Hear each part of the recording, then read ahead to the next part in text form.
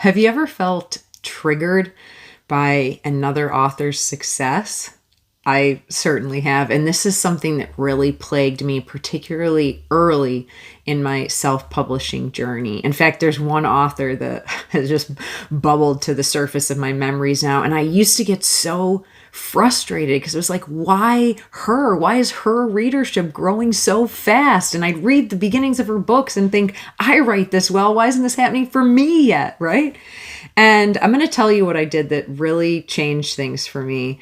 But first, can we just look at how deeply unproductive it is for a creative being to allow themselves to just feel triggered and stay there, right? I mean, not only is your heart totally closed off in this moment, which cuts you off from all of your creativity and all of your resourcefulness, but it also kind of causes you to humor the illusion of separation. And instead of working on the stories that are important to your soul's expansion, you start making up stories about how this person is more or less special than you or more or less deserving than you, and all these things that don't actually help you take the next step that you need to take on your path, right? So here's what I decided is I realized that every time I felt triggered was because somebody was showing me that they already had or did something that I want to have or do. And so I thought, you know what, instead of getting triggered, I'm going to feel activated.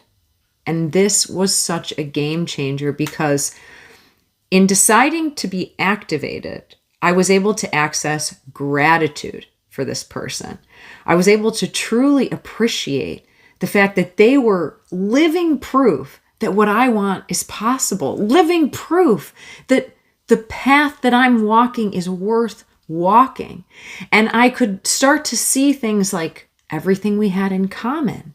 And I could start to daydream about things like how wonderful it would be if I kept going and I was able to create those kinds of things in my life, how wonderful that would be for me and my family.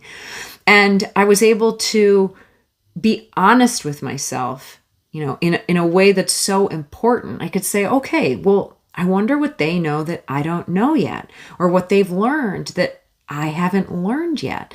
Or perhaps they've outworked me. And, you know, if I'm being honest, they have probably failed more times than I've even tried.